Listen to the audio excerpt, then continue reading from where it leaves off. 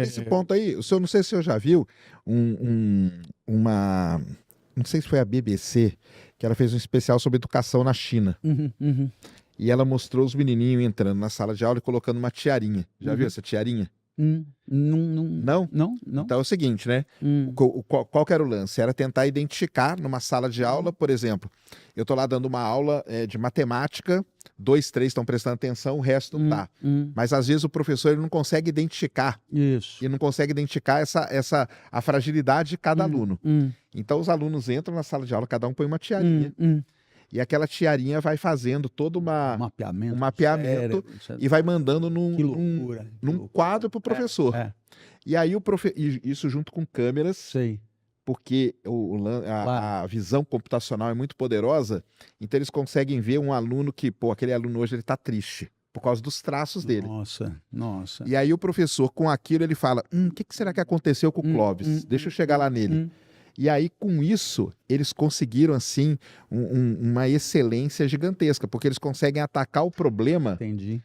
entendeu? Ó, Pontualmente. eu acompanhei à distância experimento semelhante no Quebec, mas não era tiarinha, era uma coisa infinitamente mais primitiva, com eletrodos. É. Não, então, eles fizeram bonitinho para bonitinho, para claro, criança achar legal claro, de usar, entendeu? claro. E aí, bom, naturalmente que isso aí é a ponta de lança da pedagogia, quer dizer, Mas aí, digamos, é a tecnologia a favor do professor, né? A favor do professor, exatamente, mas ainda não estamos na inteligência artificial, porque chegamos num terceiro aspecto, primeiro axiológico, segundo epistemológico. O terceiro, eu diria que é como educar, né? É o praxeológico, é como fazer. Uhum. E aí, claro, nós temos num primeiro momento uma discussão metodológica importante, que o professor ainda tem, digamos, discernimentos que possam ser disruptivos e capazes de propor novas metodologias e inovações incríveis que talvez a IA ainda não consiga. E segundo ponto, nós temos uma questão propriamente de ferramentas, não é?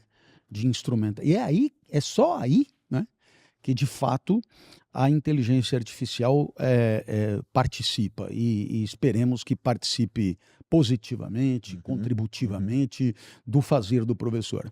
Então, a pergunta pode a IA substituir o professor? Aí eu digo de filosofia ou qualquer outro, e a minha resposta é, por enquanto, longe disso. Não é? Longe disso, por quê? Porque ainda há em todas essas avaliações uma dimensão de sensibilidade propriamente humana que é exclusividade nossa por enquanto. Então, nesse sentido, com certeza, os robôs sabem muito mais de qualquer filósofo do que qualquer professor. Com certeza, os robôs têm condição de conexões entre pensamentos de filósofos numa velocidade infinitamente maior do que qualquer professor, mas o ensino não é só isso, não é só a geração do conteúdo, o ensino ele tem, digamos, pré-requisitos de discernimento a médio e longo prazo sobre o papel da escola e da educação na sociedade, que ainda é uma questão propriamente política que depende da presença humana em definitivo. Então essa é um pouco a minha resposta. A presença humana ela é fundamental, isso aí não tem como, né? Eu acho que talvez de tudo aí que o pessoal fala que vai tirar emprego e tal, o professor eu acho que não vai. O professor usar a inteligência artificial, óbvio que sim, né? Até mesmo para preparar uma aula, para Agora, poder preparar que fique claro, é preciso que o professor tenha muita noção da extensão Sim. da sua presença na sociedade. Eu falei aqui de valores, que tipo de educando queremos formar para o mundo. Pô, mas essa é uma discussão que durante 30 anos na universidade eu nunca tive. Então, é o que deveria ser. Deveria ser. Mas se você sair daqui e entrar na primeira escola, é possível que o professor sorria quando você disser isso. Fala, eu já tenho que dar aula, já tenho que corrigir prova, já tenho que cuidar de um monte de peça que me aparece pela frente. pais e mestres, e o diabo. Aí você me vem ainda com reflexões axiológicas sobre o papel da educação Aí na não, né? humanidade. Se liga, não tenho a menor condição de fazer isso, mas aí é que está o tiro no pé, né?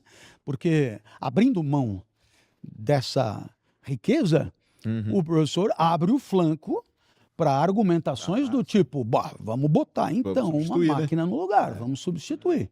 Porque se for só uma questão técnica, talvez não dê nem pro cheiro. É. Não, isso eu acompanho isso aí. Se a gente pegar aí nesses anos recentes, né? Talvez a educação tenha sido a área que mais passou por uma grande transformação, né? Porque a gente teve a pandemia, tendo que mudar tudo para professores que não tinham, né? Dar aula online, que é uma outra pegada, um outro ritmo, Pois é. uma outra coisa. E aí, quando eles estavam se acostumando, tal, vem a paulada da inteligência artificial ainda em cima, né? O senhor tem encontrado com educadores, com professores, o que tem sentido? E até mesmo de gerações diferentes, porque, obviamente, né, tem professores mais novos que vão se adaptar muito melhor a isso. E vão ter professores, talvez, mais antigos, tal, né, que vão demorar um pouco, ou que nem vão se adaptar e vão, Mas né? é exatamente isso, né? É,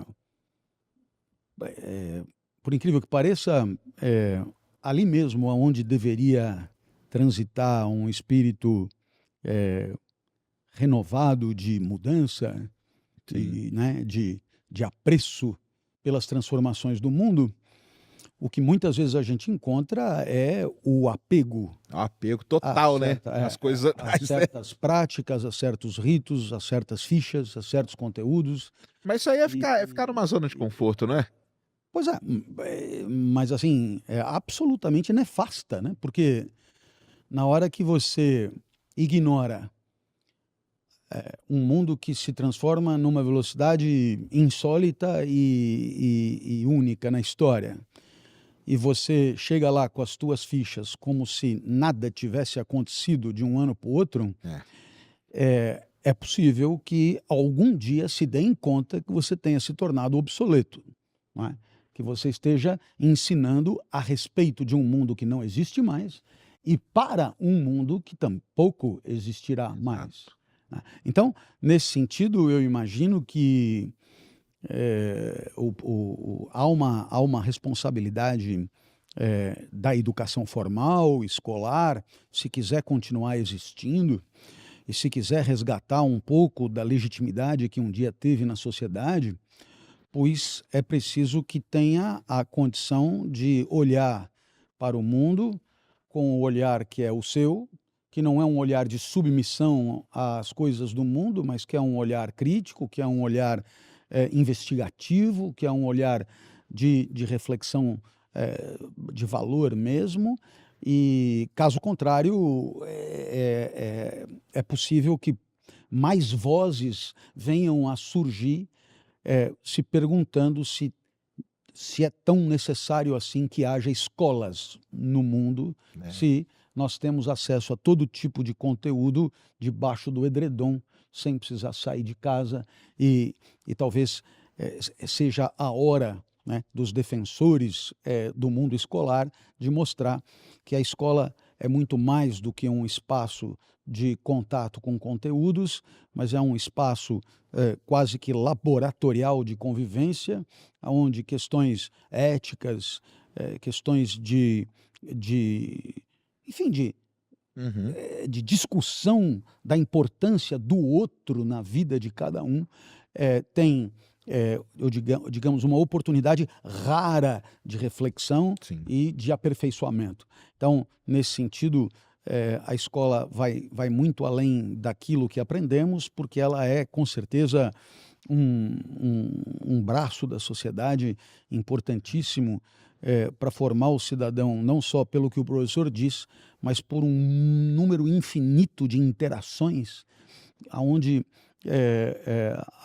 a presença horizontal dos colegas e a relação vertical com o professor, ela, de certa maneira, antecipa questões de convivência que todo educando enfrentará mais para frente, né?